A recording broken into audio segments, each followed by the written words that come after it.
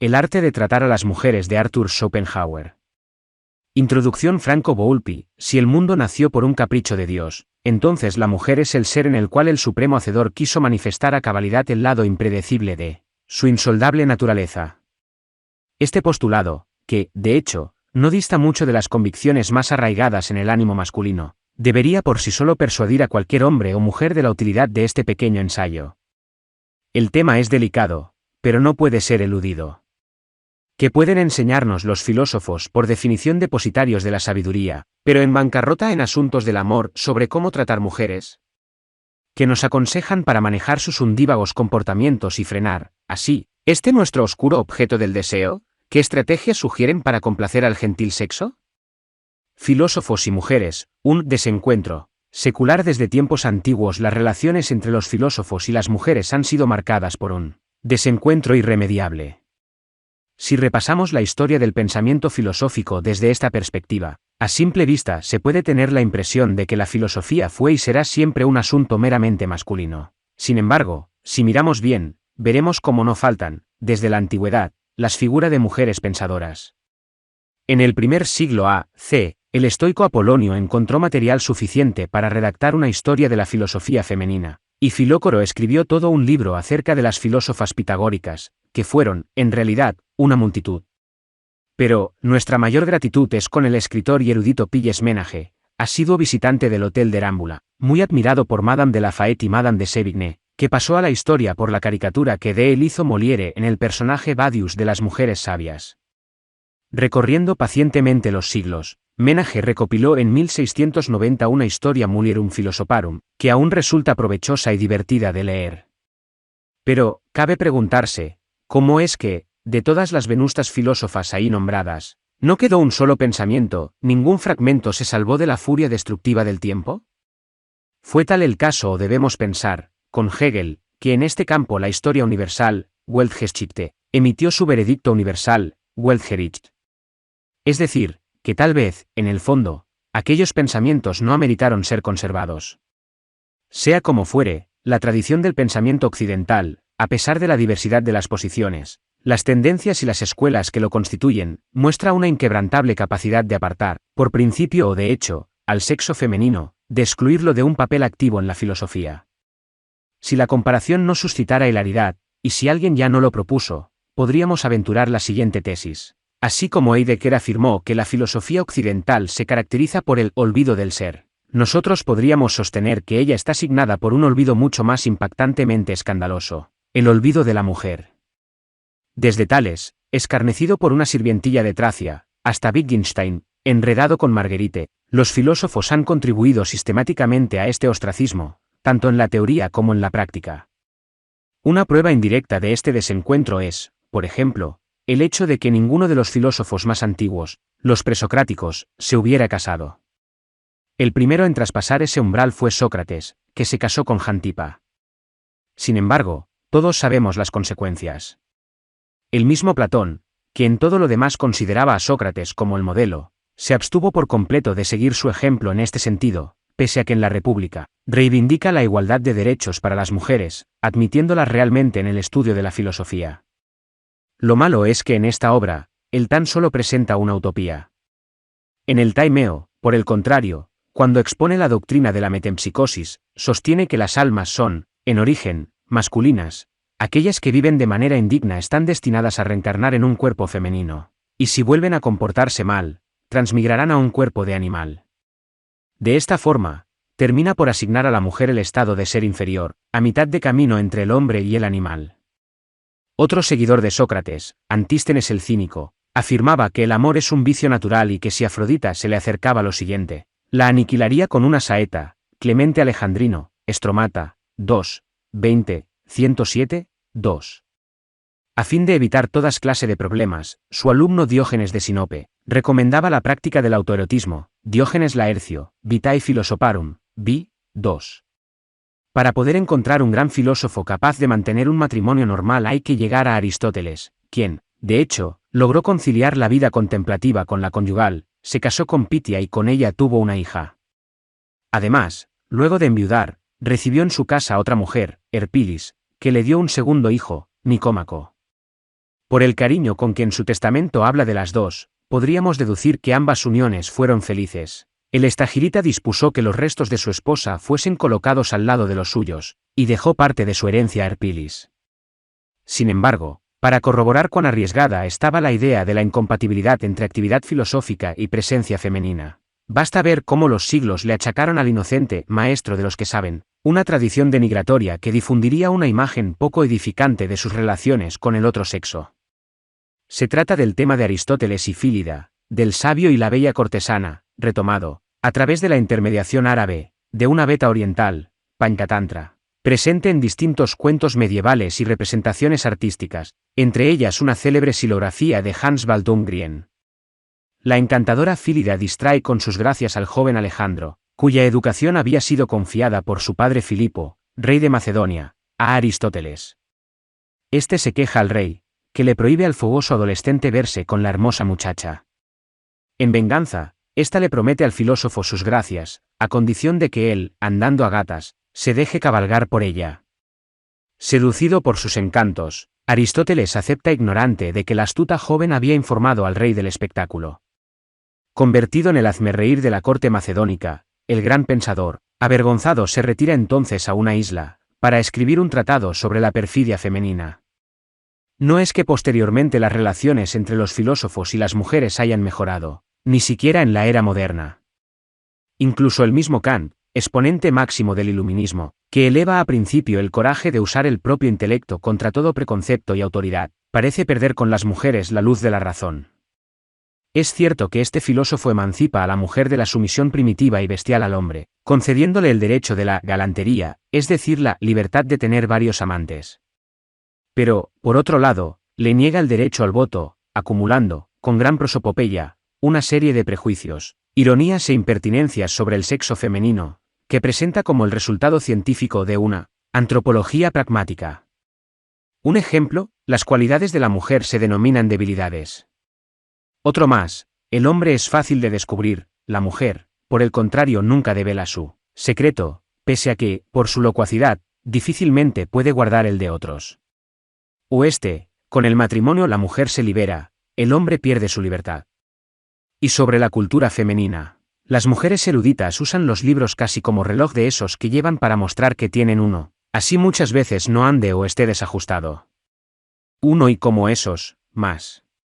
Cabe aquí pensar que en asunto de mujeres el insospechable Kant ha sido el modelo de las maldades de Schopenhauer y Nietzsche. De todas formas, es bien sabido que, en mujeres y en amor, los grandes filósofos no son generalmente muy diestros. Si al cabo deciden meterse en ello, caen en desdichas, líos y desastres, Abelardo con Eloísa, Nietzsche con Lu, Weber con Else, Schiller con sus muchas amantes, Heidegger con Hannah, Wittgenstein con Marguerite. No viene al caso continuar con la vergonzosa lista, mitigada solo en parte por algunos exempli in contrarium, el amor de Schelling por Caroline, el idilio de Comte con Clotilde, la simbiosis de Simmel con Gertrude, autora, tras un seudónimo, de importantes libros, y el arrollador encuentro entre Bethel y Laure.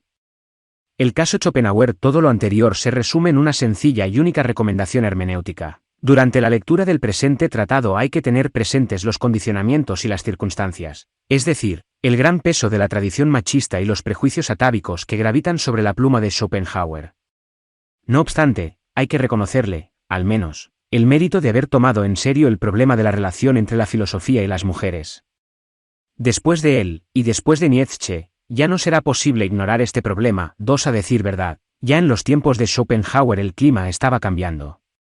Las grandes figuras femeninas del iluminismo y del romanticismo habían demostrado, con sobradas evidencias, la necesidad de extirpar el machismo desde sus raíces, dando curso a lo que sería la gran marcha de la mujer hacia la emancipación. Desde que el joven Friedrich Schlegel, en su obra Diotima, 1795, había elevado la figura femenina del banquete platónico a modelo para la nueva mujer que busca en el Eros su propia realización, pero sobre todo después de Lucinda, 1799, la novela cuya inspiración no era ya Platón sino más bien Dorothea Mendelssohn, que había dejado a su esposo para unirse a él, se había iniciado una verdadera revolución de ideas y de costumbres.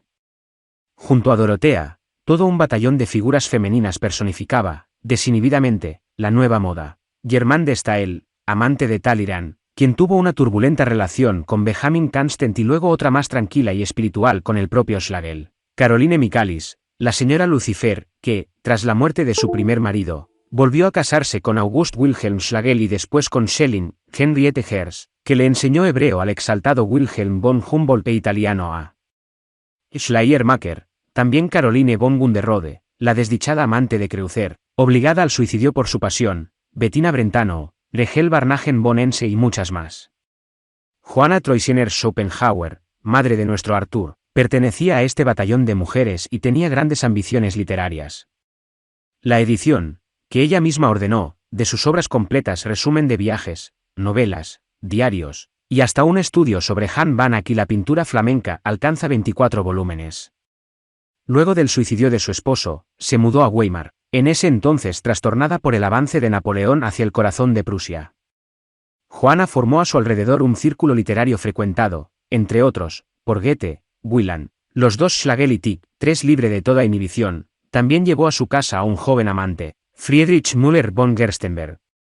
Cuando Arthur llegó a reunirse con ella en Weimar, quedó profundamente turbado por la escandalosa relación que, con su joven hermana Adela, tuvo que presenciar. Al desconcierto siguieron los celos, la irritación y finalmente el rencor. Pero Johanna, que al fin podía disfrutar su libertad de padres y maridos, no tenía la menor intención de renunciar a sus conquistas por amor a su hijo, del cual, además, no resistía el carácter absolutamente malévolo y su obsesivo apego al patrimonio. En sus cartas, cansada del papel de madre, reivindica su independencia como mujer. Nosotros dos somos dos, le había escrito Arthur. Ella lo tomó al pie de la letra para defender su propio espacio individual de las intromisiones filiales. El joven filósofo hubiera querido, en cambio, reconquistar a su madre para el hogar, es decir, para sí mismo. Pero, desplazado por el amante, asumió con odio la situación, la madre, las mujeres y el mundo entero, y se fue de la casa. 4. Su difícil relación con la figura materna es probablemente el origen de su exacerbada misoginia y de la indefendible y casi caricaturesca imagen de la mujer que Schopenhauer pretende sentar sobre bases metafísicas en su obra. Una mirada a su vida puede explicar muchas de sus singulares convicciones al respecto. Conozco a las mujeres, confesará ya viejo a su alumno Adam Ludwig von Das. Para ellas el matrimonio solo es como una institución de asistencia. Cuando mi padre, pobre y enfermo, se vio reducido a una silla, se habría quedado abandonado si un viejo sirviente no se hubiese encargado cariñosamente de él. Pero, mientras él se apagaba lentamente en su soledad, mi señora madre organizaba fiestas, y mientras él sufría amargamente, ella se divertía, y aquí el amor de las mujeres. 5. De fracaso en fracaso a decir verdad, casi por los mismos días en que se produjo el alejamiento de su madre, Schopenhauer tuvo una oportunidad única para corregir su imagen pesimista del otro sexo. Se había enamorado de Carolina Hagemann, prima donna del Hoftheater de Weimar, que más tarde se hizo amante del duque Karl August, y le confió a su madre. Llevaría esta mujer a mi casa así la encontrara empedrando una carretera en el campo. 6. Sin embargo, este amor no pasó de ser platónico, y cuando, al cabo de algunos años, los dos volvieron a verse en Frankfurt, ya era demasiado tarde. En aquella oportunidad, el ya maduro filósofo le contaría, para gozo de ella, la historia de los puercoespines, que acababa de anotar y que publicaría al final de Parerga y Paralipómena, unos puercoespines que, para protegerse del frío invierno mediante su calor, querían arrimarse uno a otro, pero a cada intento las púas los chuzaban, obligándolos a separarse. 7. Esto es lo que sucede también a los seres humanos. Nada platónico tuvo, sin embargo, la relación de Schopenhauer con una joven camarera en Dresden, a donde se había mudado en mayo de 1814. El hijo del pecado murió poco después del alumbramiento. En efecto, a pesar de su declarada misoginia y del elogio filosófico de la vida ascética, nuestro héroe se inclinaba a la pasión longitudinal, y no renunciaba para nada a los placeres de la carne. En resumidas cuentas, predicaba mal, pero actuaba bien. En su primer viaje a Italia, emprendido cuando entregó los manuscritos de Mundo, en el otoño de 1818, tan pronto llegó a Venecia se embarcó en una aventura con una tal Teresa Fuga, dama de dudosa reputación. 8. Fue a causa de ella que fracasó el previsto encuentro con Byron, como refiere el músico Robert von Ornstein, al evocar en sus memorias los coloquios con el viejo Schopenhauer. Este se deleitaba contando a los huéspedes que en el mismo año, 1818 a 1819, habían coincidido en Italia los tres mayores pesimistas de Europa, Byron, Leopardi y él. Una tarde, cuenta von Goldstein, estábamos hablando de Byron, cuando se lamentó de no haberlo conocido a causa de su propia estupidez. Yo tenía una carta de recomendación de Goethe para él. Me quedé en Venecia unos 3 meses, cuando Byron también estaba allí. Siempre tuve intención de ir a visitarlo para entregarle la carta de Goethe, pero un buen día desistí por completo de hacerlo. Un día estaba de paseo con mi amada en el Lido, cuando mi Dulcinea, con gran excitación, exclamó: «He aquí al poeta inglés». Byron pasó de carrera frente a mí, montando a caballo, y al mujer no hizo otra cosa que recordar esta impresión durante todo el día. Fue entonces cuando decidí no entregar la carta de Goethe, le tuve miedo a los cuernos. ¿Cuánto me arrepentí de ello? Y se golpeó la frente. 9 En Florencia, Schopenhauer aumentó la lista de sus conquistas con una hermosa perla, una noble inglesa que desde su brumosa tierra natal había venido a la apacible ciudad toscana para curarse de la tuberculosis. El filósofo se encendió con una profunda pasión y la trampa del matrimonio, que la naturaleza nos tiende, estuvo a punto de dispararse. Sin embargo, la incurable enfermedad de la amada indujo a nuestro tímido sabiondo a replegarse sobre el principio de que el matrimonio no le conviene a la vida especulativa. De todas formas, si creemos lo que dice su hermana Adela, este fue el gran amor de su vida. De regreso a Alemania, en Berlín, Schopenhauer buscó consuelo en los brazos de Caroline Richter-Medin, una corista del Nationaltheater con quien tuvo una inconstante pero intensa relación, tanto que se acordó explícitamente de ella en su testamento. Dicha relación, guardada en secreto por largo tiempo, fue turbada por litigios y celos, pero sobre todo por el hecho de que, encontrándose Schopenhauer en Italia por segunda vez desde 10 meses atrás, ella dio a luz a un hermoso varón, Carl Ludwig Gustav Medin. No es de extrañar que en su diario Schopenhauer anotara: «Los hombres son mujeriegos durante una mitad de su vida, y en la otra mitad llevan cuernos, por consiguiente, las mujeres se dividen traicionada y traicioneras 10 y a la primera oportunidad trató de desquitarse». En 1827, habiendo conocido a Flora Weiss, la hija de 17 años de un comerciante de arte, le hizo, de inmediato, propuesta de matrimonio, olvidando todas sus reglas de prudencia. Casarse, como él mismo había afirmado, equivale a meter la mano en un saco con los ojos vendados y pretender sacar una anguila entre un montón de culebras. 11 Además, por bien que salga, el matrimonio implica de mediar los derechos propios y redoblar los deberes. 12 Sin embargo, por una tierna belleza el filósofo estaba dispuesto a arrojar por la borda toda su sabiduría. Suerte para él, por lo tanto, que dicha propuesta fuera rechazada. «Todavía es un niño», respondió el padre escandalizado, que enseguida mitigó su indignación al enterarse del patrimonio del pretendiente. No obstante, la muchacha no quiso saber de entregar su primavera al arrugado pensador. Pese a las desavenencias, cuando en 1831 Schopenhauer dejó a Berlín, infestada de cólera, con destino a Frankfurt, quería llevarse consigo a Carolina Medin con una condición: que el hijo, fruto de su traición, se quedará en Berlín. Caroline, como toda buena madre, fue firme y dejó que el filósofo partiera sin ella. Para completar el cuadro de los asuntos femeninos de Schopenhauer en Berlín, hay que recordar el penoso incidente con una tal Caroline Marquet, costurera vecina suya. Tras un altercado frente a su casa, donde la desfachatada mujer se había quedado a charlar con otras comadres, interrumpiéndole su reflexión, algunos biógrafos maliciosos sostienen que fue durante uno de sus discretos encuentros con la costurera. Schopenhauer la maltrató al punto de causarle lesiones corporales.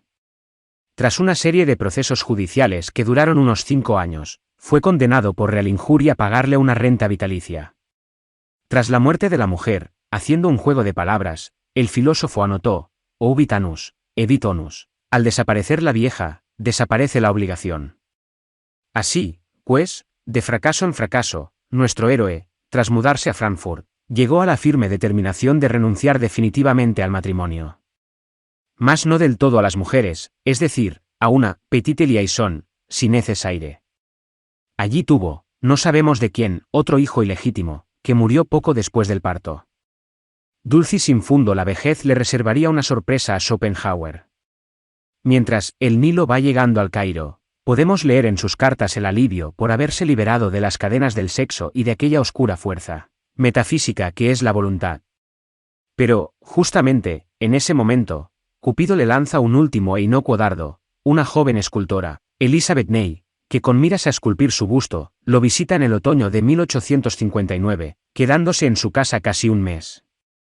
El venerable anciano se entusiasma, trabaja durante todo el día en mi casa, le cuenta von Hornstein, frotándose con satisfacción las manos, y cuando regreso de almorzar, tomamos juntos el café, sentados uno cerca del otro en el sofá, me siento como si estuviera casado. 13. El idílico entendimiento con la joven artista, que lo consiente al máximo, hace tambalear su imagen pesimista de la mujer, originada por la turbulenta relación con su madre y teorizada durante años sobre bases pseudometafísicas.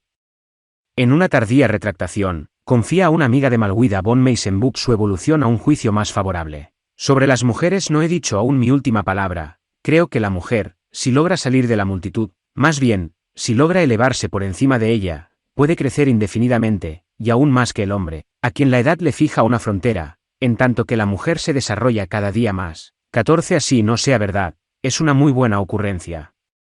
La mujer sin cualidades. El presente tratado es un florilegio de sentencias en las que Schopenhauer expone su concepción acerca de la mujer. Lo hemos recopilado a partir de la revisión de sus escritos editados e inéditos, en especial la célebre Metafísica del amor sexual, capítulo 44 de los suplementos a la segunda edición, 1844, de El mundo como voluntad y representación, y luego el pequeño ensayo acerca de las mujeres, incluido en Parerga un Paralipómena, 1851, y el Natlas. La escogencia y la distribución de las máximas por temas, obviamente son nuestras, pero poseen un fundamentatum in re, ya que ponen en evidencia, según su orden, los aspectos y los problemas centrales de nuestro personaje. Y no solamente eso, la antropología de Schopenhauer acerca del comportamiento femenino, que en sus intenciones es científica y objetiva, nos muestra en realidad toda la preocupación de alguien que, herido en el alma, escribe cum ira et studio. Esta es la razón por la cual las sentencias, en lugar de ser descripciones neutrales, se convierten más bien en un catálogo de consejos para prevenir al sexo masculino de las fatales insidias, riesgos y agotadores conflictos que, inevitablemente, derivan de las relaciones con las mujeres. En resumen, se trata de un arte verdadero y propio al estilo de los manuales ya publicados. 15. Para tratar, de manera conveniente, al sexo opuesto y sus volubles comportamientos. Obviamente, para nosotros, hombres y mujeres de hoy, resulta muy fácil ver que Schopenhauer no conoce, o ignora deliberadamente, la inagotable riqueza del eterno femenino, concepto como femme fatale, femme fragile o femme vamp de seguro no hacen parte de su repertorio. En suma, la de Schopenhauer es una mujer sin cualidades. Pero, precisamente por eso, de su pluma brotan proposiciones ricas de amenidad y gracia. Como un Horst Day clásico, resultan divertidas para todos. Y la naturaleza de la mujer, el término hembra, babe, ha caído en descrédito, aun cuando sea del todo inocente, designa el sexo, mulier. Mujer, Frau, por le contrario, es la hembra casada, uxor, y llamar mujer a una muchacha es disonante. El bello sexo, el sexo femenino, de baja estatura, de hombros estrechos, de caderas anchas y de piernas cortas, puede ser llamado el sexo bello solo por el intelecto masculino, nublado por el instinto sexual. En pocas palabras, toda la belleza femenina reside en este instinto. El segundo sexo, las mujeres son sexus secure, el segundo sexo, que desde todo punto de vista es inferior al sexo masculino, por ello, hay que respetar la debilidad de la mujer. Sin embargo, es extremadamente ridículo profesar veneración a las mujeres. Ello nos rebajaría incluso a los propios ojos de ellas. Seres sin intereses, las mujeres son incapaces de tener un interés puramente objetivo en algo, y ello, debido, según mi parecer, a lo siguiente: el hombre trata de alcanzar siempre un dominio directo sobre las cosas, bien sea mediante la comprensión, o mediante la constricción.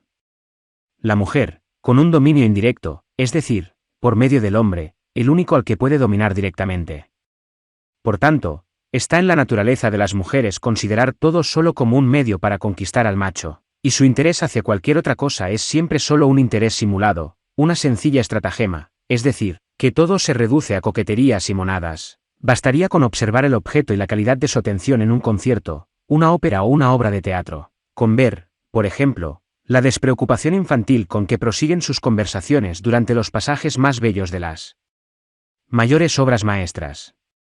Sus armas naturales, la naturaleza ha destinado a las jóvenes a lo que, en términos teatrales, se llama un cambio de escena. En efecto, Por unos pocos años la naturaleza les otorga belleza exuberante, atractivos y formas voluptuosas, a expensas del resto de su vida, para que en el transcurso de esos pocos años puedan adueñarse de la fantasía de un hombre, de manera que éste se vea obligado a tomar honestamente a una de ellas para toda la vida, a como de lugar, paso hacia el cual la mera reflexión racional no parecería haber dado ninguna garantía segura de estímulo al hombre.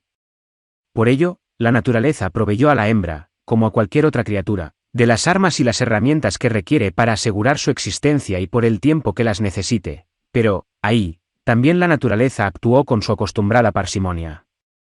Tal como, por ejemplo, la hormiga hembra, tras el acoplamiento, pierde sus alas, ya superfluas y hasta peligrosas para su descendencia, de la misma forma, tras 1 o 2 embarazos, la mujer pierde su belleza, y probablemente, hasta la misma razón. Una obra maestra de la naturaleza con las mujeres. La naturaleza dio un golpe maestro. En un cierto momento de su juventud, reunió en ellas toda la belleza y todos los encantos necesarios para atraer con fuerza las miradas distraídas de los hombres, inducirlos a la tentación, acallar toda reflexión y llevarlos, después, a la ruina. Es la naturaleza la que produce a la joven, por la cual los individuos se echan a perder y los pueblos se exterminan. La naturaleza, además, las dota de coquetería, que realza la belleza, y de ser necesario, hasta la reemplaza. Eternamente niñas. Las mujeres solo sirven para curarnos y educarnos durante nuestra infancia, precisamente porque son pueriles, tontas y miopes, en pocas palabras, se quedan toda la vida como niñas grandes. Ellas ocupan un escalón intermedio entre el niño y el hombre, que viene siendo el verdadero ser humano. 2. Las diferencias con el hombre. La mujer y el hombre. Cuando la naturaleza dividió al género humano en 2 partes, no lo hizo exactamente por la mitad. A pesar de su polaridad, la diferencia entre el polo positivo y el polo negativo no es solo cualitativa sino también cuantitativa. Nuestros ancestros y también los pueblos orientales han considerado así a las mujeres, asignándoles el sitio adecuado mucho mejor que nosotros, que practicamos la galantería francesa de viejo corte y profesamos una tonta veneración al sexo femenino, flor suprema de la estupidez cristiano-germánica, que tan solo sirvió para volverlas arrogantes y descaradas tanto que, a veces, nos recuerdan a los simios sagrados de Benarés, que, conscientes de su propia santidad e inviolabilidad, se atreven a hacer de todo. La injusticia de la naturaleza. La naturaleza muestra una gran predilección por el sexo masculino. Él posee el privilegio de la fuerza y la belleza. En el campo de la satisfacción sexual le corresponde solo el placer, mientras que a la mujer le tocan todas las cargas y las desventajas. Si el hombre quisiera sacar provecho de esa parcialidad de la naturaleza, la mujer sería el ser más infeliz porque el cuidado de los hijos recaería totalmente sobre ella, y ella, con su poca fuerza, quedaría totalmente privada de cualquier ayuda. La madurez en el hombre y en la mujer cuanto más noble y perfecta es una cosa, tanto más tarde y más lentamente llega su madurez. Difícilmente el varón alcanza la madurez de la razón y de sus fuerzas intelectuales antes de los 28 años. La mujer, por el contrario, ya la alcanza a los 18, pero, justamente por ello, su razón es muy limitada.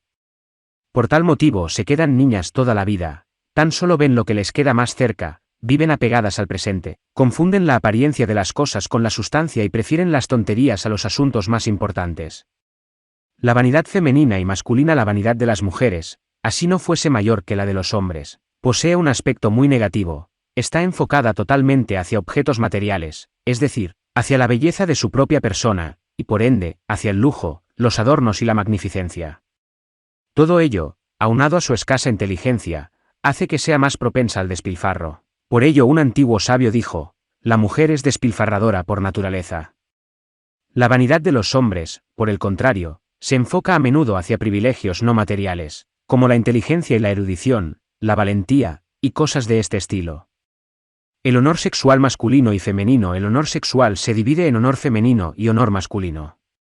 Dado que en la vida de la mujer la relación sexual es lo más importante, el honor sexual prioritario y más significativo es el femenino. Para una doncella, este consiste en la convicción general que tienen los demás de que ella no se ha entregado a ningún hombre, y para una mujer, el que solo se haya entregado al hombre con que se casó. En cuanto al sexo masculino, el honor sexual consiste en pensar que un esposo tan pronto se entera del adulterio de su mujer, se separará de ella, y en general, la castigará cuanto sea posible. El amor materno y paterno por los hijos. El amor materno primitivo es, como en los animales, puramente instintivo, por tanto, cesa cuando los hijos no necesitan más de los cuidados físicos. El amor del padre por sus hijos es muy diferente y mucho más sólido. Se basa en el reconocimiento del propio yo más íntimo en sus mismos hijos y es, por tanto, de origen metafísico. Sabiduría y curiosidad masculina y femenina. El deseo de conocimiento, cuando se enfoca hacia lo universal, se denomina anhelo de sabiduría, cuando se enfoca hacia lo singular, se denomina ansia de novedad, curiosidad.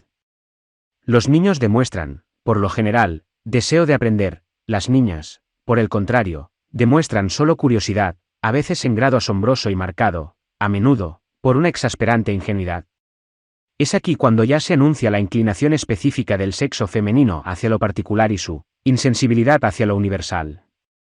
Belleza masculina y femenina. La belleza de los varones es a la de las niñas lo que la pintura al óleo es al pastel. Percepción del tiempo en el hombre y la mujer. El ser humano, a diferencia de los animales, no vive tan solo en el momento presente, sino que también toma en cuenta y reflexiona sobre el pasado y el futuro. De ahí su previsión, su preocupación y su frecuente sentido de angustia. La mujer, por el contrario, dada su razón más débil, participa menos de las ventajas y desventajas de todo ello. Ella acusa una cierta miopía intelectual porque su intelecto intuitivo ve de manera distinta las cosas cercanas, presentándole un horizonte mucho más restringido, en el que no caben las cosas lejanas. Justamente por ello, todo lo ausente, lo pasado o lo futuro, actúa mucho menos sobre las mujeres que sobre los hombres.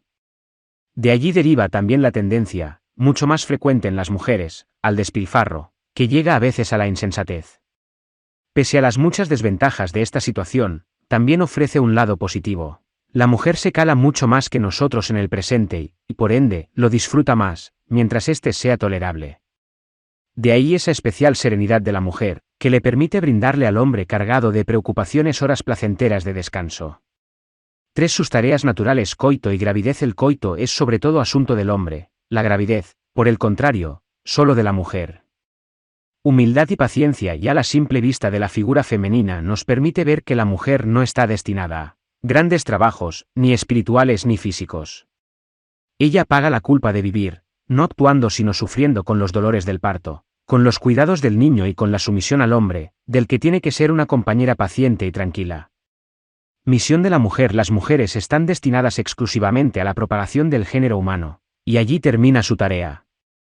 A ellas les toca tomar a pecho los intereses de la especie más que los del individuo. Ello confiere a toda su existencia y a todo su actuar una cierta despreocupación, y por lo general, una orientación básicamente distinta a la del hombre. De ahí deriva la frecuente y casi normal desarmonía matrimonial. El deber de sacrificarse a mujer le toca o sacrificar el esplendor de su juventud a un hombre ya maduro, o tener después la sensación de no ser más de un objeto apropiado para un hombre todavía en la plenitud de sus años, su ocupación principal en el fondo de su corazón. Las jóvenes consideran los trabajos domésticos o profesionales como algo secundario, y hasta lo consideran, quizás, como un simple pasatiempo. Ellas creen que su única profesión seria es el amor, las conquistas y todo lo relacionado con ello, como arreglarse, ir a bailes, etc. La mujer y el mando. Que la mujer, por naturaleza, está destinada a la obediencia, se reconoce por el hecho de que toda mujer que sea puesta en posición, para ella innatural, de total independencia, se une enseguida a un hombre, del que se deja guiar y dominar, porque necesita un dueño. Si es joven será un amante, si es vieja, un confesor. 4. Sus cualidades. El realismo femenino. Las mujeres son, sin duda, más prosaicas que los hombres, y por tanto, no ven en las cosas más allá de lo que realmente hay en ellas, mientras que el hombre, si sus pasiones se agitan, termina agradando las cosas reales o añadiéndoles rasgos imaginarios. El consejo de las mujeres en circunstancias difíciles. No es para nada equivocado pedir consejo también a las mujeres, como acostumbraban a hacer los antiguos germanos. Su manera de ver las cosas es, de hecho, totalmente distinta a la del hombre, en especial por la frecuente tendencia femenina a tomar de buen grado la vía más corta para alcanzar las metas y, en general, todo lo que se encuentra más cerca. Nosotros, los hombres, por tenerlo precisamente debajo de nuestras narices, normalmente no lo vemos y lo apartamos, haciendo necesario que nos redireccionen hacia ello, para adquirir de nuevo una opinión inmediata y sencilla. Sus defectos. El defecto fundamental de la mujer. Causas y consecuencias. El defecto fundamental del carácter femenino se encuentra en la injusticia. Ello tiene su origen en la ya mencionada falta de raciocinio y reflexión, y se ve impulsado además por el hecho que las mujeres, cuanto más débiles, más obligadas por la naturaleza a recurrir no a la fuerza sino a la astucia. De ahí su picardía instintiva y su irreprimible tendencia a la mentira. De este defecto fundamental que hemos constatado, se desprenden la falsedad, la infidelidad, la traición, la ingratitud, y muchos más. Mentiras y simulaciones como la jibia, la mujer se enrolla en el disimulo y nada a su gusto en la mentira. Todo hombre ya mentía desde los tiempos de Salomón, pero entonces la mentira, vicio natural o capricho del momento, no era aún, como se volvió después bajo el bendito reinado de las mujeres, una necesidad y una ley. Así como la naturaleza dotó al león con garras y dientes, al elefante y al jabalí con colmillos, al toro con astas y a la jibia con tinta que enturbia el agua, también dotó a la mujer con el arte de fingir para protegerse y defenderse, y toda la fuerza que le proveyó al hombre, bajo la forma de vigor físico y de razón, se la concedió también a la mujer bajo la forma de las mencionadas cualidades. Por ende, la simulación es innata en la mujer y propia tanto de la estúpida como de la inteligente, en casi igual medida. Hacer uso de ella en toda oportunidad es natural en la mujer, así como es natural para aquellos animales usar de inmediato sus armas frente a cualquier ataque. Tal vez sea imposible encontrar una mujer en verdad sincera, que no finja. Mas, por la misma razón, las mujeres descubren muy fácilmente la simulación ajena, y no es aconsejable tratar de usarla en nuestra relación con ellas. El patrimonio todas las mujeres, con raras excepciones, son proclives al despilfarro. Por ello, todo patrimonio, exceptuando los casos en que lo hayan adquirido ellas mismas, debería de ser protegido de su estupidez. El dinero en lo profundo de su corazón, las mujeres creen que el hombre está destinado a ganar dinero y ellas a gastarlo, en lo posible mientras viva el esposo, si no, al menos, después de su muerte. El simple hecho de que el marido entregue a su esposa el dinero para los gastos domésticos le refuerza a la mujer esta opinión. Vi cómo escoger la mujer adecuada, la importancia del fin, la profunda seriedad con que los hombres examinamos y evaluamos todas las partes del cuerpo de una mujer, y con la que ella, a su vez, hace lo mismo. El escrúpulo crítico con que escudriñamos a una mujer que empiece a gustarnos, la obstinación que ponemos en nuestra selección, la preocupación con que el esposo observa a su mujer, las precauciones que toma, en cualquier parte, para no ser engañado, así como el gran valor que asigna cualquier exceso o defecto de sus partes esenciales, todo ello es plenamente apropiado dada la importancia del fin. Porque el hijo a engendrar tendrá que llevar, durante toda su vida, una parte parecida. Por ejemplo, si la mujer es torcida, así sea ligeramente, podría fácilmente traspasarle a su hijo una joroba, y así con el resto del cuerpo. ¿De qué edad? La principal consideración que guía nuestra escogencia y nuestra decisión es la edad. Por lo general, los años más favorables son aquellos comprendidos entre la primera y última menstruación, aun cuando nosotros preferimos sin duda el periodo que va entre los 18 y los 28 años. Fuera de este, ninguna mujer puede resultarnos atractiva, una repulsión. La juventud, aun cuando sin belleza, tiene siempre, sin embargo, su atractivo. Pero, la belleza sin juventud no posee ninguno. ¿De qué medidas? Un seno femenino túrgido ejerce una atracción extraordinaria sobre el sexo masculino porque, estando en directa relación con las funciones reproductoras de la mujer, promete abundante alimentación para el recién nacido. Por otra parte, las mujeres excesivamente gordas nos producen repulsión, pues tal conformación física indica atrofia del útero, es decir, esterilidad. Y no es la mente, sino el instinto, el que lo sabe. Ojos, boca, nariz y facciones. La belleza de la cara es tan solo el último criterio de escogencia. Aquí hay que mirar, ante todo, la estructura ósea, por tanto, se toma en cuenta, principalmente, una linda nariz. Una nariz corta y respingada lo arruina todo. Una pequeña curva de la nariz, hacia abajo o hacia arriba, ha decidido, y con razón, la felicidad en la vida de innumerables muchachas, dado que allí radica el rasgo de la especie. Una boca pequeña, con mandíbulas pequeñas, es absolutamente esencial, como rasgo específico del rostro humano, en contraste con los hocicos de los animales. Un mentón retraído, y de alguna forma truncado, es particularmente repugnante, ya que el mentem prominulum es una característica exclusiva de nuestra especie. Finalmente, hay que considerar la belleza de los ojos y de la frente. Esta última está en estrecha relación con las cualidades psíquicas, es especial con las intelectuales, que se heredarán de la madre. La alquimia indispensable para que haya lugar a una atracción verdaderamente apasionada, se requiere de algo que solo puede ser expresado con una metáfora química. Las dos personas tienen que neutralizarse entre sí, tal como el ácido y el álcali en una sal neutra. El justo equilibrio. Los fisiólogos saben que la virilidad y la feminidad admiten innumerables grados, a través de los cuales la primera puede descender hasta la repelente ginandra e hipospadia, y la segunda elevarse hasta la encantadora andrógina. Se requiere, por ende, que a un determinado grado de virilidad del hombre corresponda exactamente un determinado grado de feminidad de la mujer. Por tanto, el hombre más viril buscará la mujer más femenina y viceversa.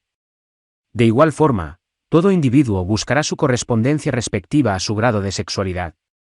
La belleza no es todo. El raro caso de que un hombre se enamore de una mujer decididamente fea se da cuando, existiendo entre ellos una completa armonía en el grado de la sexualidad que acabamos de mencionar, todas las anomalías de la mujer son diametralmente opuestas, y por lo tanto correctivas, a las del hombre. En este caso, el enamoramiento alcanza, por lo general, un grado muy elevado. Cuidado con lo hereditario. Nadie nunca escribirá una Ilíada si tiene como madre una tonta y como padre un dormilón. Así decida estudiar en 6 universidades. En suma, nunca por pasión nunca hagan su elección solos, impulsados por una de esas pasiones locas que sin excepción ciegan. Siempre he visto acabar en desdicha los matrimonios que así se originan. Dejemos que otros, que nos aman bien, escojan por nosotros. Una mirada objetiva puede ver lo que es más justo, puesto que la razón es mucho mejor cómplice que el deseo loco. 7. El amor se basa en el sexo. Todo enamoramiento, así se presente como etéreo, radica exclusivamente en el instinto sexual. Es más, solo es un instinto sexual más determinado, especializado y hasta individualizado, en el sentido más estricto del término. Se trata de una fuerza metafísica. Lo que en definitiva atrae a dos individuos de sexo opuesto, de manera vehemente y exclusiva, es la voluntad de vivir que se manifiesta en toda la especie. Y de un misterioso impulso hombres y mujeres, hasta que la vejez los relega a una existencia casi vegetal, se entregan, sin cesar, a la búsqueda infatigable del compañero más conveniente. El transeúnte y la desconocida que intercambian una mirada al rozarse en la calle, o los que se observan de lejos en el teatro, el hijo del pueblo que eleva su mirada hacia las emperatrices, la gran dama que lanza su mirada a un pobre diablo y lo encuentra bien hecho. Todos ellos resultan guiados por el mismo instinto, todos obedecen al mismo impulso misterioso.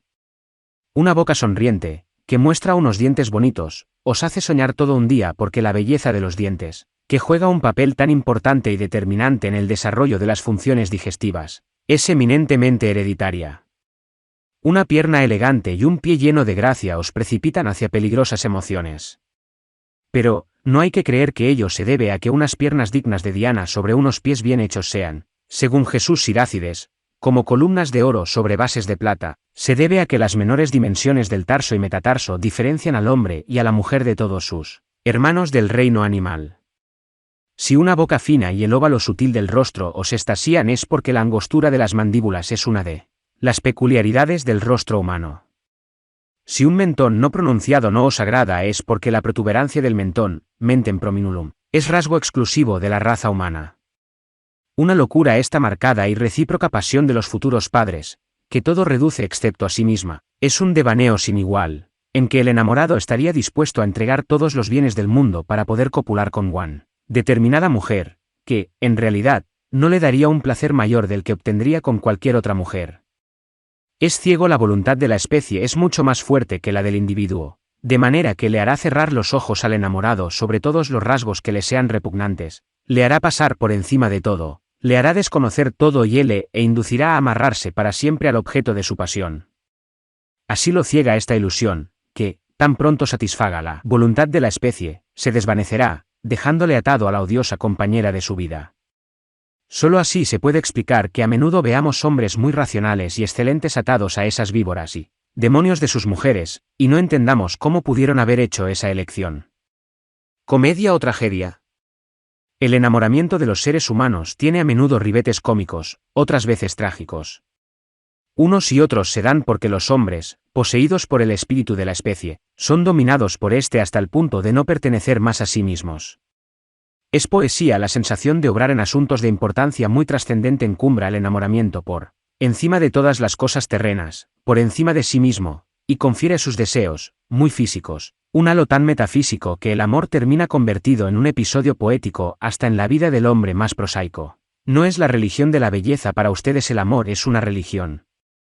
Ustedes creen que amando practican el culto de la belleza y entran en los conciertos celestiales.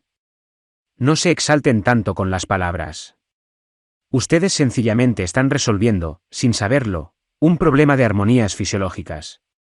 Es el suspiro de la especie, el urgente deseo de amor, el que los poetas de todas las épocas han tratado incesante y afanosamente de expresar con innumerables variaciones, sin llegar nunca a agotar el argumento o a rendirle justicia, ese deseo, que conecta la posesión de una determinada mujer con la idea de una beatitud infinita, y la idea de no poder conseguirla con un dolor indescriptible. Ese deseo y ese dolor del amor no pueden derivar de las necesidades de un individuo efímero, sino que son el suspiro del espíritu de la especie, que se ve en el punto de adquirir o perder un medio insustituible para sus fines, y emite, por lo tanto, un gemido profundo.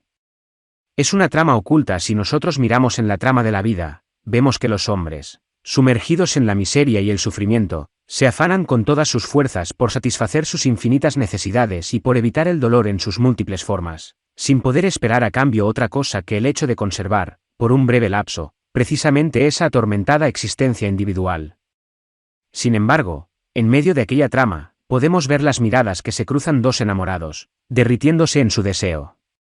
Pero, ¿por qué son tan misteriosos, trepidantes y furtivos?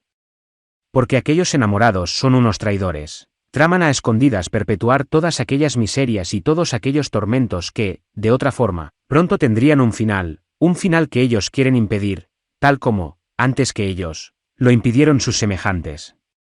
Cuidado con el amor. El amor es el mal. Esa turbación que os invade, esta seriedad y este silencio son simplemente una meditación del genio de la especie. El adolescente, presto a morir por la mujer que ama y cuya mirada altiva solo posee destellos de generosidad, la virgen, que avanza envuelta en su gracia como si fuera la de una aurora, revestida de una belleza que hace murmurar como chicharras a los viejos y caer de rodillas a cualquiera que tenga un corazón humano, son dos máquinas en las manos de este genio imperioso. Él solo tiene un pensamiento positivo y desprovisto de poesía, la perduración del género humano. Admiren, si quieren, sus procedimientos, pero no olviden que esto solo está pensado para llenar los vacíos, tapar las brechas, mantener el equilibrio entre provisiones y gastos, y mantener siempre abundantemente poblado el establo en el que el dolor y la muerte cobrarán, prontamente, sus víctimas. El amor exclusivo es una ilusión de la voluptuosidad que engaña al hombre, haciéndole creer que encontrará entre los brazos de la mujer, cuya belleza responde a sus ideales, un placer mucho mayor que en los brazos de cualquier otra, y hasta lo convence firmemente de que, se dirige exclusivamente hacia una única mujer, su posesión le deparará una felicidad inmensa. El amor espiritual fue una mujer, Diotima, la que enseñó a Sócrates la ciencia del amor espiritual, y fue Sócrates, el divino Sócrates, quien, para inmortalizar a su gusto el dolor de la tierra, transmitió al mundo, a través de sus discípulos, esta ciencia funesta. El amor verdadero, dado que no existen dos individuos totalmente iguales, habrá solo una determinada mujer que corresponda, de la manera más perfecta, a un determinado hombre. La verdadera pasión de amor es tan rara como el caso de que esos dos individuos lleguen a encontrarse. El amor en tiempo de contagio, la sífilis extiende sus efectos mucho más allá de lo que suele aparecer a primera vista, puesto que su influjo no es simplemente físico, sino también moral. Dado que la aljaba del amor también contiene dardos envenenados, en la recíproca relación de los sexos ha intervenido siempre un elemento extraño, hostil, casi diabólico, y en toda relación se ha entrometido siempre una oscura y terrible desconfianza. Amor y fe. El amor es como la fe, no se puede obtener a la fuerza. Cúpido, dios del amor. Los antiguos personificaron el genio de la especie en Cupido, un dios hostil, cruel y de mala fama, pese a su aspecto infantil, un demonio caprichoso y déspota, pero, no obstante, amo de dioses y hombres. Tú, de Orumominunque tirán, amor. Tú, amor, tirano de dioses y de hombres. Dados mortíferos, ceguera y alas son sus atributos.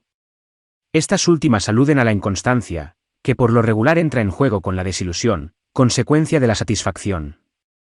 Spinoza, por su exuberante ingenuidad, la definición que del amor hace Spinouse amerita ser citada, con el fin de apaciguar, amor est titillatio, concomitante idea causa externae. El amor es una caricia íntima, que acompaña la representación de la causa externa. Écique, 4, Prab. 44, dem. El amor frente al espejo. Un hombre que ama sin esperanza su cruel beldad, puede compararla, epigramáticamente, con un espejo cóncavo que, como la mujer amada, brilla, enciende y consume, al tiempo que permanece siempre frío. Los amantes de los pensamientos. La presencia de un pensamiento es como la presencia de una amante. Pensamos que nunca vamos a olvidar el pensamiento y que la amante nunca nos será indiferente. Sin embargo, lejos de la vista, lejos del corazón, hasta los pensamientos más bellos, si no los hemos fijado sobre papel, se vuelven irrecuperables, y en cuanto a la amante, si no la hemos desposado, algún día trataremos de huirle. El suicidio por amor. En los niveles más altos del enamoramiento, esta quimera se vuelve tan grandiosa que, de no ser alcanzada, la vida misma pierde todo atractivo y se presenta tan vacía de felicidad, tan insulsa e inaceptable que la náusea que produce supera el terror de la muerte, haciendo que, a veces, sea segada voluntariamente. Aquí, la voluntad del hombre ha caído en el vórtice de la voluntad de la especie, o aventajando tanto la voluntad individual, al no poder ésta obrar en cuanto especie, se rehúsa a hacerlo también como individuo. El individuo es en este caso un vaso demasiado frágil para soportar el infinito anhelo de la voluntad de la especie, por un objeto determinado. En este caso, por tanto, la salida es el suicidio, a veces el doble suicidio de los amantes, a menos que la naturaleza, para salvar la vida, no le dé paso a la locura que cubre con su velo la conciencia de este estado sin esperanza. 8. El sexo. Metafísica del sexo. Mi metafísica del amor sexual es una perla. La atracción sexual en el hombre y la mujer. El hombre tiende, por naturaleza, a la inconstancia en el amor, la mujer a la constancia. El amor del hombre merma considerablemente tan pronto se ve satisfecho. Casi todas las mujeres lo excitan más que aquella que ya posee, por eso desea variar. El amor de la mujer, por el contrario, aumenta precisamente a partir de aquel momento. Ello se debe al propósito de la naturaleza, que tiende a conservar la especie, y por ende, a multiplicarla al máximo posible. De hecho, el hombre podría holgadamente engendrar más de 100 hijos por año, en caso de tener a su disposición otras tantas mujeres. La mujer, por el contrario, por más hombres que llegue a tener, solo podría traer al mundo a un hijo por año, exceptuando los nacimientos gemelares. Por ello, el hombre está continuamente en busca de otras mujeres, mientras la mujer se apega a uno solo. En efecto, la naturaleza la empuja a conservar para sí, instintivamente y sin que medie reflexión alguna, a aquel que alimentará y protegerá a su futura prole.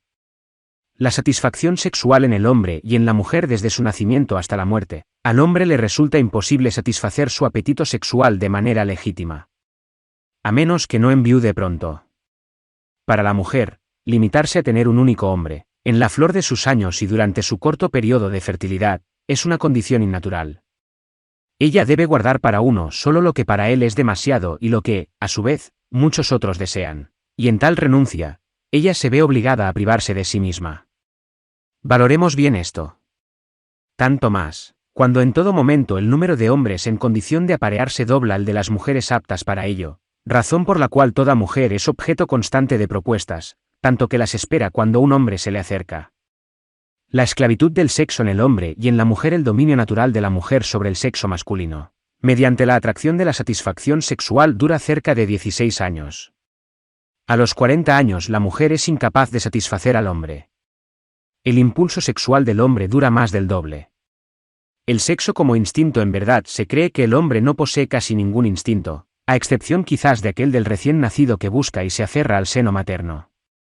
Pero, en realidad, si poseemos un instinto determinado, claro y más bien complicado, aquel de la escogencia rigurosa, seria y obstinada de la persona con la cual satisfacemos nuestra necesidad sexual. Es evidente que el cuidado con que un insecto sale en busca de una determinada flor o fruto o estiércol o carne, o como hacen los icneomones, que buscan una larva de otro insecto para depositar tan solo allí sus huevos, sin desdeñar por ello el cansancio o el peligro, es muy parecido a como un hombre, para satisfacer sus necesidades sexuales, escoge meticulosamente a una determinada mujer, adecuada para él, y corre tras ella con tal afán que, para lograrla y desafiando toda regla de la razón, sacrifica a menudo su propia felicidad en aras de un matrimonio estólido, con intrigas amorosas que le cuestan su patrimonio, su honor y su vida, y hasta en delitos como el adulterio y el estupro. Todo ello solo para servir, de conformidad con la soberana voluntad de la naturaleza, a la especie del modo más oportuno, así sea a expensas del individuo. Mejor que los leones. Yo esperaba que el apareamiento de los leones, cual suprema afirmación de la voluntad en su manifestación más poderosa, fuese acompañado de síntomas muy vehementes. Por ello me sorprendió que fueran muy inferiores a los que, por lo general, acompañan al coito humano. Por lo tanto, también en este caso, lo que decide la mayor importancia de la manifestación no es el nivel de potencia de la voluntad, sino el grado de conocimiento.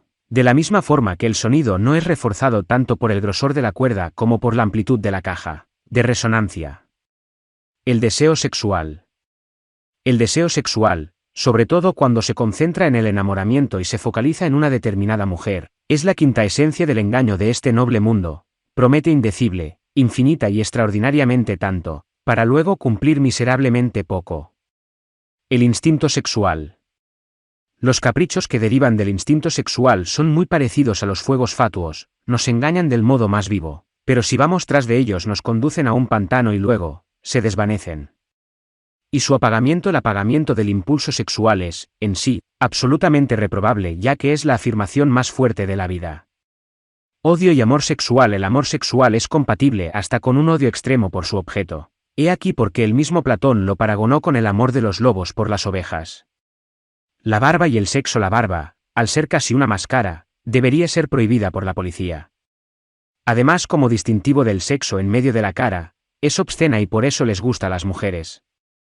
La otra cara de la medalla, las ilusiones que nos deparan los deseos eróticos podrían ser comparadas con ciertas estatuas que, debido a su posición, están hechas para ser vistas tan solo de frente, y entonces nos parecen bellas. Por detrás, por el contrario, nos ofrecen una vista fea. Análogamente, lo que el enamoramiento nos hace entrever pareciera ser un paraíso de voluptuosidad, mientras lo tengamos de frente a nosotros y lo veamos como algo por venir, pero, cuando ya pasó, cuando lo vemos por detrás, aparece como algo tan fútil, insignificante y a veces hasta repugnante. Ostras y champaña. El filisteo, hombre que carece de toda necesidad espiritual, se hará cargo, como si fuesen una especie de trabajos forzados, y de la forma más rápida posible, de los gozos que le son impuestos por la moda o por la autoridad. Para él los verdaderos placeres son tan solo placeres sexuales, y se desquita con ellos. Por consiguiente, las ostras y la champaña son lo máximo en su existencia. Sexo y procreación, cada cosa a su tiempo. Para empezar, recurriré a un pasaje de Aristóteles, en su Política, 7:16. En él nos explica, en primer lugar, que las personas demasiado jóvenes engendrarán hijos pésimos, débiles, llenos de defectos y destinados a tener una baja estatura. Luego nos explica que lo mismo aplica a la progenie de personas demasiado viejas. Aristóteles aconseja, por tanto, que al cumplir 54 años el hombre no tiene que engendrar más hijos, pero puede seguir apareándose por salud u otro motivo. ¿En qué forma se haría esto? No nos lo dice. Ahora bien, la naturaleza, por su parte, no puede desconocer el hecho que está en la base del precepto de Aristóteles, pero tampoco lo puede eliminar, ya que, conforme al principio natura non facit saltus, la naturaleza no puede saltar, la secreción del semen masculino no puede parar de repente. Por tanto, aquí como en cualquier otra extinción, tiene que haber primero un deterioro gradual. Engendrar en dicho periodo podría dar al mundo seres débiles, torpes, enfermizos, miserables y de vida breve. Y ello ocurre muy a menudo, en su mayoría los hijos engendrados en edad tardía mueren muy pronto, por lo menos, no llegan a la vejez. Y son más o menos débiles y enfermizos, y los que ellos engendren tendrán la misma constitución física. Lo que aquí se ha dicho sobre engendrar en la edad decadente vale también para engendrar en la edad inmadura. La belleza de la virginidad es bella no porque sea un ayuno, sino porque es sabiduría, es decir, porque anula las insidias de la naturaleza. Sexo y contagio. Las enfermedades venéreas son un baluarte muy útil para que el impulso sexual no adquiera demasiado poder sobre el hombre. Las ciencias naturales hicieron un descubrimiento magnífico, que representa una verdadera bendición para el género humano. Encontró un medio para poder satisfacer las necesidades naturales sin correr el peligro, siempre presente hasta ahora, de infectarse en los burdeles. Consiste en disolver una dosis de cloruro de calcio en un vaso de agua, y luego del coito, sumergir allí el pene. De esta forma, los venenos eventualmente absorbidos son eliminados totalmente. 9. El matrimonio, ¿qué es? El matrimonio es una trampa que la naturaleza nos tiende. ¿Por qué se lleva a cabo? El sexo femenino pretende y espera todo del sexo masculino, es decir, todo lo que desea y necesita. El sexo masculino, por el contrario, le exige al femenino en primer lugar y de manera explícita, una sola cosa. A ello se debe la convención según la cual el sexo masculino tan solo puede obtener del femenino aquella única cosa si, a cambio, se encarga de todo lo demás, incluyendo, por lo tanto, de los hijos nacidos de tal unión. Tal es la convención sobre la cual se basa el bienestar de todo el sexo femenino. ¿Qué hacer? ¿Es mejor casarse o no casarse? El asunto, en muchísimos casos, puede ser condensado en la siguiente pregunta. ¿Son preferibles las preocupaciones del amor o aquellas de proveer el sustento? Matrimonio igual a guerra y necesidad, vida de soltero igual a paz y prosperidad. Hacedme caso, no os caséis. Dejad que la ciencia sea vuestra amante y consorte, estaréis 1000 veces mejor. Nuestro matrimonio occidental es lo más absurdo que se pueda pensar. ¿Cuántos cargos y obligaciones desproporcionadamente grandes le impone al hombre, a cambio de gozos efímeros? No se desposa la inteligencia. El fin del matrimonio no es el entretenimiento intelectual, sino la generación de hijos, es la unión de dos corazones, no de dos cerebros. Sostener que se ha enamorado de la inteligencia de un hombre es una pretensión vana y ridícula en una mujer. Pese a las diversidades, nos causa desconcierto el ver cómo se atan, de forma apasionada, un hombre y una mujer cuyas cabezas son lo más disímil del mundo. Por ejemplo, él es ordinario, vigoroso y limitado, mientras ella es sensible, fina y con sentido estético, etc. O él es genial y culto, y ella una tonta. Sin embargo, se sienten poderosamente atraídos y parecen estar hechos el uno para el otro. La razón es que aquí obra la voluntad en sí, cuyo punto focal se encuentra en el otro polo, los genitales. Matrimonio y náusea. Casarse significa hacer lo posible para llegar a sentir náuseas el uno por el otro. Matrimonio y estupro. Tan solo los modernos protestantes optimistas sostienen que el matrimonio es algo sublime, sagrado y divino. Tertuliano, por el contrario, dice que el matrimonio no se diferencia, en la sustancia, del stuprum. Matrimonio y paridad de derechos. Las leyes matrimoniales europeas asumen que la mujer es igual al hombre, por tanto, parten de un supuesto errado. Hombre casado, hombre de mediado en nuestro continente monogámico. Casarse significa demediar los derechos propios y redoblar los deberes. ¿Por amor o por interés? El hombre que al casarse piensa en el dinero en vez de la satisfacción de su propia inclinación vive más en él individuo que en la especie, lo que es exactamente opuesto a la verdad y contra la naturaleza, suscitando un cierto desprecio. La joven que, desoyendo el consejo de los padres, rechaza la propuesta de un hombre rico y no viejo, para guiarse en su elección solo por la tendencia instintiva, ignorando toda consideración de conveniencia, sacrifica su bienestar individual en pro de la especie. Esto merece un cierto aplauso, pues ha preferido lo que es más importante y ha actuado en el sentido de la naturaleza, y más precisamente de la especie. Matrimonios por amor. Casarse solo, por amor, y no tener que arrepentirse muy pronto, o casarse en general, es como meter la mano en un saco con los ojos vendados y pretender sacar una anguila entre un montón de culebras. Los matrimonios por amor se llevan a cabo en el interés de la especie, no del individuo. Es verdad que los novios tienen la ilusión de lograr su propia felicidad, pero el verdadero fin les es extraño, ya que consiste en el engendro de un individuo que tan solo ellos pueden concebir. Unidos en este propósito, deberán buscar de ahí en adelante la mejor manera de entenderse. Muy a menudo, sin embargo, esta pareja, formada bajo el impulso de aquella ilusión instintiva, que es al cabo la esencia de la pasión amorosa, resultará totalmente heterogénea para el resto de la naturaleza. Ello salta a la vista cuando la ilusión desaparece, como es inevitable que suceda. En consecuencia, los matrimonios por amor, por regla general, son infelices. En efecto, actúan para la generación futura a expensas de la presente. Matrimonio y felicidad. Como es sabido, los matrimonios felices son bastante raros, precisamente porque está en la naturaleza del matrimonio que su fin principal no sea la generación presente, sino la futura. Sin embargo, añadiré, como consuelo para los corazones tiernos y enamorados, que a veces el amor sexual y pasional va acompañado de un sentimiento de origen muy distinto, el de la verdadera amistad, que se basa en la concordancia de sentimientos, pero que, además, solo aparece cuando el verdadero amor sexual se consume en la saciedad. Un error de juventud. La mayoría de los hombres se deja seducir por un lindo rostro. De hecho, la naturaleza los induce a casarse haciendo que las mujeres les muestren, de una, todo su esplendor, es decir, que actúen de una forma impactante, ocultando a su vez, los muchos problemas que les causarán luego, gastos sin fin, preocupación por los hijos, mal carácter, testarudez, envejecimiento y agrura a la vuelta de unos pocos años, engaños, cuernos, caprichos, histeria, amantes, demonios e infierno. Por todo esto defino el matrimonio como una deuda que se adquiere en la juventud y se paga en la vejez. Parece que, con la partida del matrimonio, pierde el individuo o pierde el interés de la especie. Así es la mayoría de las veces. Es muy raro ver que la conveniencia y el amor apasionado vayan de la mano. Femina sine pecunia iambo mortis, mujer sin riqueza, imagen de la muerte. Las mujeres que antes de casarse eran pobres, se muestran a menudo mucho más pretenciosas y pródigas que las que aportan una buena dote al marido.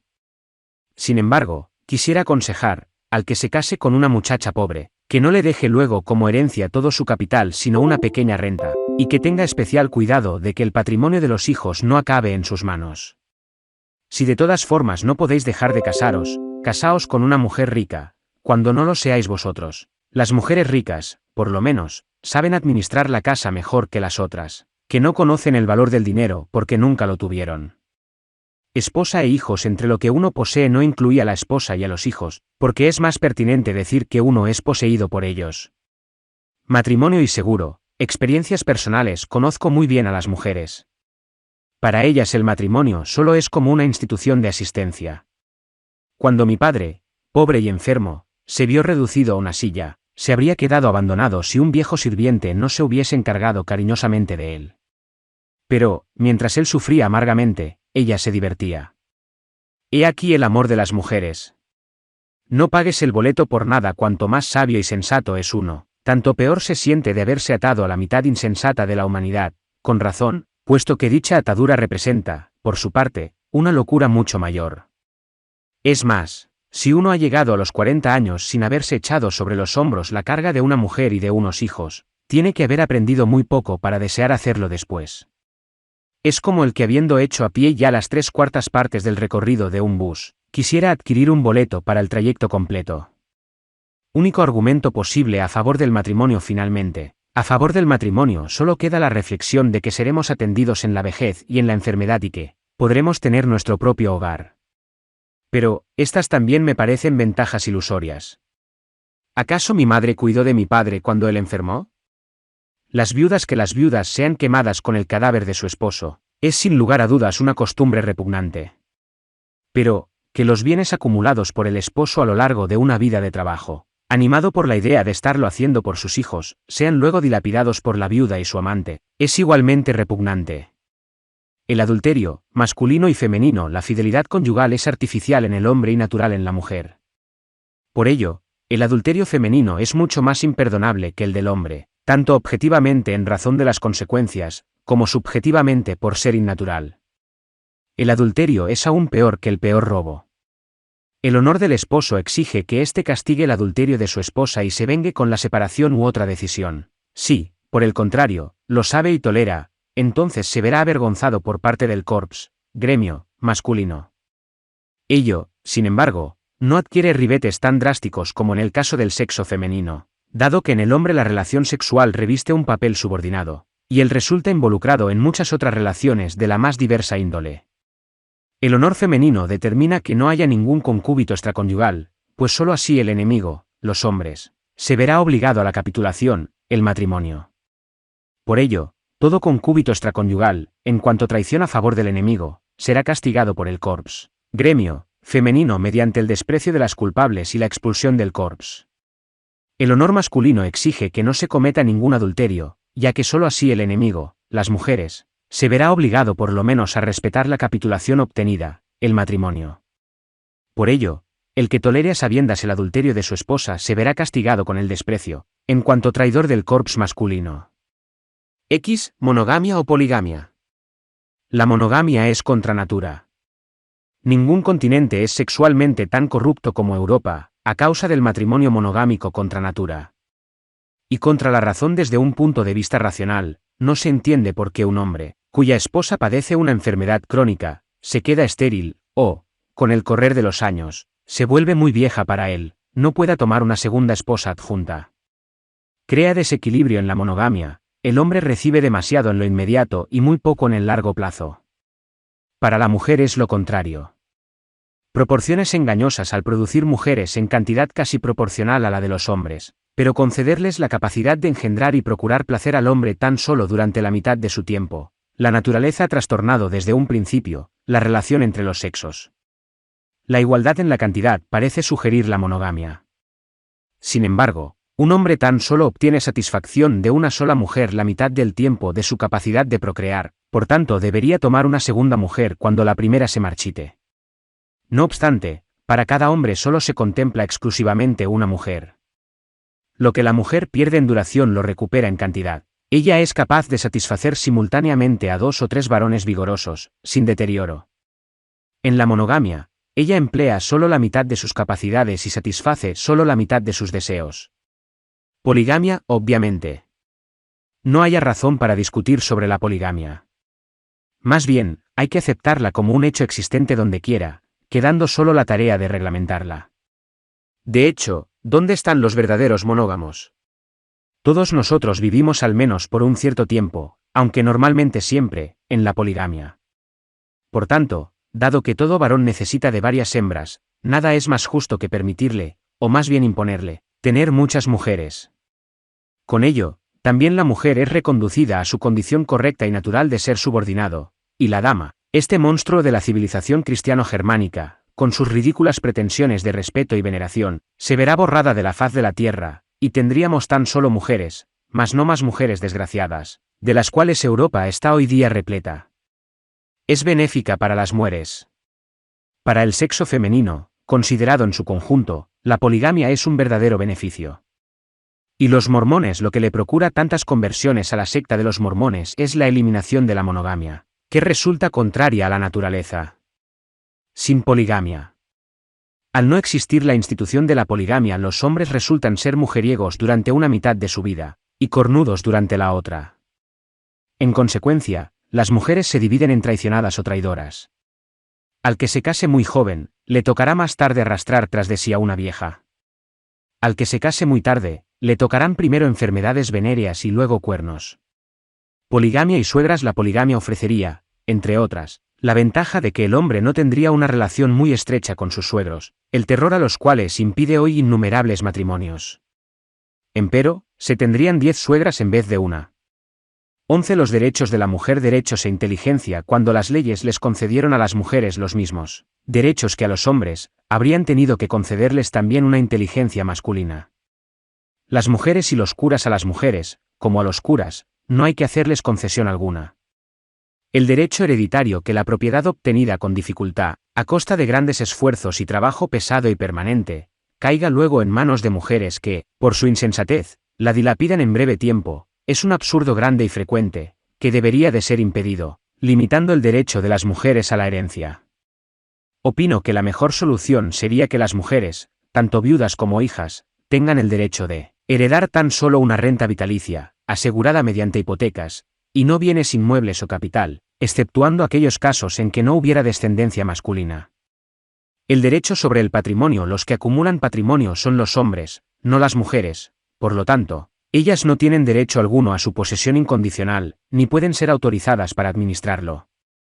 Mujeres y tutores. Las mujeres siempre necesitarán un tutor, por tanto, en ningún caso, deberían obtener la custodia de los hijos. 12. El arte más antiguo. Las causas de la prostitución son la necesidad frecuente de que el hombre se case tarde, y la falta de inteligencia de las mujeres.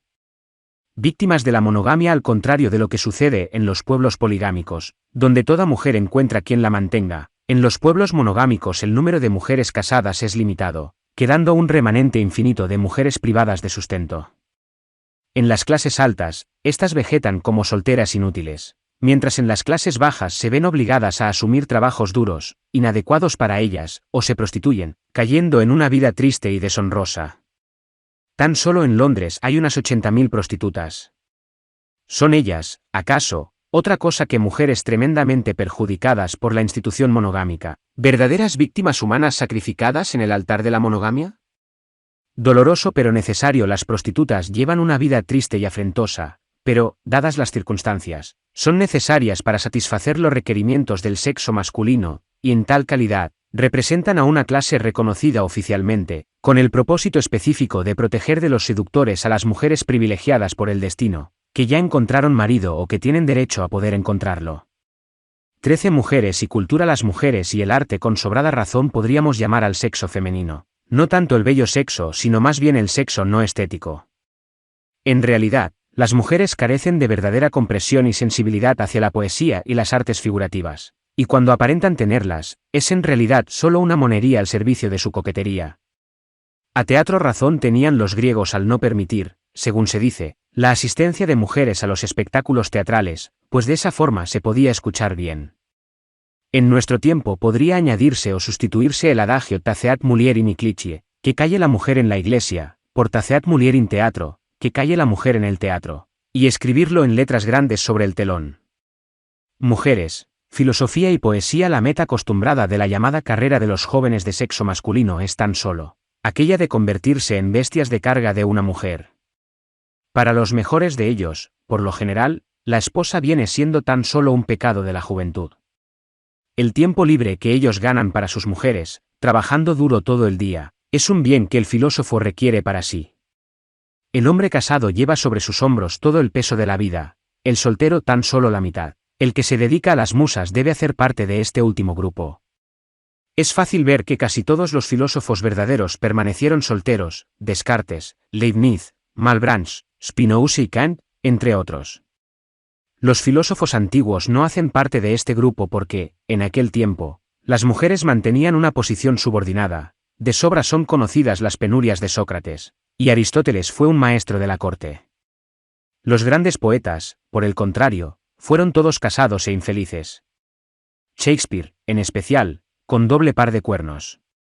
En la mayoría de los casos, los maridos son unos papagenos al revés. Así como a Papageno le sucedió que una vieja se le transformó, con milagrosa rapidez, en una joven, a los hombres casados les pasa, con igual rapidez, que una joven se les transforme en vieja. Entre filósofos y poetas, los que están casados, por el solo hecho de estarlo, despiertan la sospecha de buscar su propio interés, no el bien de la ciencia y el arte. El genio y la belleza. El genio dura en los hombres tanto como la belleza en las mujeres, es decir, 15 años, de 20 a los 35, cuando mucho. Las mujeres, en realidad, no pueden tener genio, cuando mucho llegan a tener talento. Las mujeres y sus obras, las cabezas más dotadas entre todo el sexo femenino, nunca lograron crear una única obra realmente grande, genuina y original en las bellas artes, y en general, nunca fueron capaces de producir una obra perdurable. Las pocas y parciales excepciones no cambian los hechos. El romanticismo es un producto del cristianismo, religiosidad exaltada, veneración fantástica a la mujer y sentido caballeresco. Dios, la dama y la espada, tales son las señas del romanticismo. La inteligencia, si no la hay, no la hay. Vosotros sois una masa de seductores, víctimas inocentes que creen que, cultivando el espíritu de las mujeres, podéis elevarlas a vuestro nivel. Nunca os habéis dado cuenta de que ellas, desde que son reinas de vuestra sociedad, poseen a menudo espíritu, a veces genio, pero inteligencia, nunca. O si queréis, la poca que poseen es a la inteligencia del hombre como el girasol, flor de los jardines, al sol, el rey de la luz. Ni puede ser inculcada. A veces sucede que las madres hacen estudiar a las hijas bellas artes, idiomas, etc., para que, de esa forma, sean más atractivas a los hombres. Haciendo esto, quieren ayudar al intelecto con medios artificiales, tal como hacen, cuando llega el caso, con las caderas y los senos. 14 Mujeres y sociedad. Solidaridad femenina entre los hombres existe, por naturaleza, solo indiferencia. Entre las mujeres, también por naturaleza, existe enemistad. Con solo encontrarse en la calle, se miran unas a otras como güelfos y gibelinos. La posición social de la mujer. La falsa posición del sexo femenino, cuyo síntoma más evidente es nuestra manera de tratar a las damas, es un mal fundamental del estado social que, desde su corazón, extiende su influencia mortífera a todas sus partes. La diferencia de clase. Mientras que el hombre, por regla general, se dirige con cierto respeto y humanidad incluso a aquellos de clase muy inferior, la pose, por demás altanera y displicente, que una mujer rica asume frente a una mujer de condiciones inferiores, a menos que esté a su servicio, cuando le dirige la palabra, es un espectáculo insoportable de observar. Esto sucede porque para la mujer toda diferencia de rango es mucho más precaria que para los hombres, y puede ser modificada y cancelada mucho más rápidamente. En efecto, mientras nosotros sopesamos un sinnúmero de cosas, para la mujer una sola cosa es determinante: ¿a cuál de los hombres le gustó? Las mujeres y el juramento. Las mujeres, por la debilidad de su razón, son menos aptas que los hombres para comprender los principios generales, guardarlos en su mente y asumirlos, luego, como normas. Son casi siempre inferiores a los hombres en la virtud de la justicia, y por ende, también en la honestidad y en la escrupulosidad. Por ello, la injusticia y la falsedad son sus culpas más comunes, y la mentira su elemento peculiar. El simple pensamiento de ver a las mujeres ejerciendo el oficio de un juez, produce risa. En cuanto a la justicia, la honestidad y la escrupulosidad, las mujeres son inferiores a los hombres. En efecto, a causa de su débil raciocinio, todo lo que sea presente, concreto y directamente real ejerce sobre ellas un poder en contra del cual los pensamientos abstractos, las máximas estables, las decisiones firmes, y en general, todo lo que atañe al pasado y al futuro, todo lo que está ausente y lejano, muy raramente logra hacerse valer. Las mujeres son la ruina de la sociedad moderna. Ellas son las que mayormente contribuyeron a inocular en el mundo moderno la lepra que lo corroe. En conjunto, las mujeres son y permanecen como los más radicales e incurables filisteos. Por ello, dada la absurda legislación que les permite compartir la clase y el título de sus esposos, ellas son las constantes instigadoras de las ambiciones no nobles del hombre y por tanto, debido a la misma cualidad, su predominio y su influencia determinantes son la ruina de la sociedad moderna. Las mujeres y la política en Francia, no habrá sido quizás la influencia de las mujeres, que se fue acrecentando continuamente desde la época de Luis XIII, la responsable de la gradual decadencia de la corte y del gobierno, que condujo a aquella primera revolución de donde derivó luego el resto de los trastornos. La sabiduría de Aristóteles. Aristóteles explica en su Política, libro 2, capítulo 9, las grandes desventajas que les trajo a los espartanos las tantas concesiones que hicieron a las mujeres, que gozaban de herencia, dote y mucha libertad, y de cómo ello contribuyó a la decadencia de Esparta. 15. Las damas y la caballerosidad. Las damas en el mundo occidental. La mujer, es decir la que llamamos dama, se encuentra en una false position, falsa posición, porque esa mujer, que para los antiguos era sexus secuor, sexo sumiso, no está en posición de merecer nuestra estima y veneración, de levantar la cabeza por encima del hombre y de tener los mismos derechos que éste. Las consecuencias de esta false position son evidentes. Por tanto, sería deseable que también en Europa a este número 2 del género humano se le asignara el lugar que le corresponde por naturaleza y que se pusiese freno a este exabrupto de las damas, del cual no solo se ríe todo Asia, y del cual también se hubiera reído Grecia y Roma. La abolición de estos absurdos traería consecuencias incalculablemente benéficas desde un punto de vista social, civil y político. La verdadera dama europea es un ser que no debería existir en absoluto, por el contrario, deberíamos tener amas de casa y jóvenes que esperen serlo y que, por lo tanto, fueran educadas no en la arrogancia sino en la vida de hogar y la sumisión. La caballerosidad como forma de vida social se fundamenta en un entrevero de costumbres rudas y fatuas, con sus ridículas fanfarronadas pedantemente elevadas a sistema, con su degradante superstición y con una veneración hacia las mujeres dignas de los simios, un residuo de la cual, la galantería justamente correspondida con arrogancia por parte del sexo femenino, se ha conservado hasta hoy, dando pie a que los asiáticos se rían de los europeos, como se habrían reído también los griegos. En la época dorada del medioevo, aquellas costumbres llegaron a ser un servicio formal y metódico prestado a las mujeres, con hazañas heroicas, impuestas mediante el cours d'amour, curso de amor, con la ampulosa poesía de los trovadores y más. Hay que destacar, sin embargo, que estas payasadas, que por lo demás tienen su lado intelectual, entraron en vigor sobre todo en Francia, mientras que, entre los torpes y materialistas alemanes, la clase de los caballeros se distinguía por sus borracheras y sus saqueos. Las grandes jarras y los castillos para las rapiñas estaban a la orden del día en los países germánicos, aunque en las cortes reinantes no faltaba, desde luego, uno que otro fatuo cantante de amor. 16. ¿Qué queda por conocer? ¿Qué hombres prefieren ellas? La naturaleza ha destinado a los hombres jóvenes, fuertes y bellos para asegurar la propagación del género humano, a fin de que la descendencia no degenere. Tal es la voluntad de la naturaleza, de la cual son expresión las pasiones de las mujeres. Esta ley es anterior a cualquier otra en antigüedad y fuerza. Por ello, hay de aquel que permite que sus propios derechos e intereses cierren la vía a dicha ley. A la primera oportunidad será aplastado sin piedad. Las mujeres prefieren a los hombres entre los 30 y los 35 años de edad, y hasta los prefieren a los adolescentes que, sin duda, representan la máxima belleza humana. La razón es que no se guían por el gusto sino por el instinto, que reconoce que en esta edad la facultad de procrear se encuentra en su punto más alto. Por lo general, no se fijan mucho en la belleza, en especial la de la cara. Es como si ellas asumieran solo para sí la tarea de traspasarla a los hijos. La inteligencia no es importante, la falta de inteligencia no es importante para las mujeres. En cambio, el exceso de inteligencia o incluso el genio, al no ser normal, podría tener un efecto desfavorable. Esta es a menudo la razón por la cual un hombre feo, estúpido y tosco tiene más éxito con las mujeres que uno culto, inteligente y fino. ¿Qué moral seguir? La moral secreta, nunca expresada, más bien inconsciente, pero innata, de la mujer es esta. Para nosotras es lícito engañar a quien crea haber obtenido un derecho sobre la especie sencillamente por habernos brindado un poco de cuidado a nosotras como individuos. La calidad y el bien de la especie han sido confiados a nuestros cuidados, mediante la generación venidera que nosotras originamos, y deseamos administrarlos a conciencia. Las mujeres, sin embargo, no son para nada conscientes in abstracto de aquel principio supremo, tan solo in concreto, y no tienen otra expresión para ello que su propia forma de actuar cuando se presenta la oportunidad. En tal caso, la conciencia las deja, por lo general, más en paz de lo que se puede suponer, porque, en el fondo más oscuro de su corazón, están seguras de poder faltar a sus deberes hacia el individuo para poder cumplir mejor con sus deberes hacia la especie, cuyos derechos son infinitamente mayores.